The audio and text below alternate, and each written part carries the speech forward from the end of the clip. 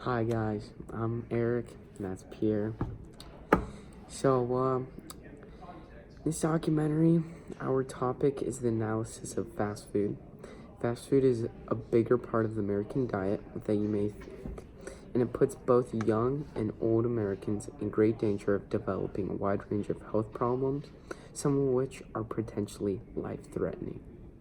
So, although fast food is seen as a cheap and reliable food source, ultimately it is detrimental to one's health by being loaded with harmful and unhealthy ingredients, causing many chronic diseases, and forcefully advertised into not only adults but children's diets. Now, here are some facts that illustrate the power and the amount of consumption of the fast food industry. Annually, an average American spends $1,200 on fast food. The Fast Food Global Network in 2019 is currently $198 billion and is set to be worth $223 billion in 2020. 58% of adults dine out at least once a week, and McDonald's has a net worth of $106 billion with over 37,000 locations worldwide. There's no such thing as a bad food, but there are some foods you should try to avoid on a regular basis. Because fast food is high in sodium, trans fat, saturated fat, and cholesterol, it isn't something you should eat often. Eating too much over a long period of time can lead to health problems such as high blood pressure, heart disease, and obesity. Since eating a lot of trans fat could cause certain heart problems, the FDA has required that trans fat be removed from all foods served at restaurants by 2018. While fast food may be an easy option when you're in a rush, its nutritional content would definitely not provide you with the energy you need for the rest of the day. On average, a fast food meal is worth 37% of your daily calorie intake and makes up 42.6% of your carb intake for the day, 33.6% daily fat, and 15.4% of daily protein. That's roughly 3 chicken tenders at KFC, maybe a sip of soda if you're lucky. This is Keith Martin. He is a 42-year-old who is driven to the brink of suicide and weighs 1,000 pounds. Martin said he would consume an average 20,000 calories a day and would have many doctors check on him every day. He had an increased risk of depression due to all the fast food he ate, and the carbs and sugar destroyed his tooth enamels. He also had an elevated cholesterol and increased blood pressure, which are the two top risk factors for heart disease and stroke. Also, all the fried foods were filled with trans fat, and the empty carbs that he ate led to frequent insulin spikes and alters your body's natural insulin response.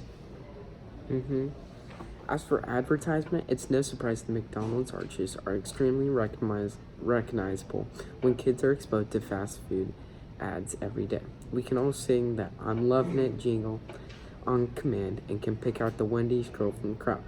The mouth-watering commercials have more of an effect on children than you might think.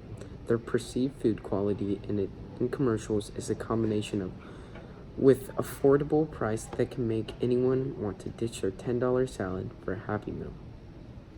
McDonald's spends 2.7 times as much money to advertise its products as all fruit, vegetable, bottled water, and milk advertisers combined. They use techniques like colors that will trigger your appetite on large billboards, target children and influence their behavior, and have cheaper prices in meals.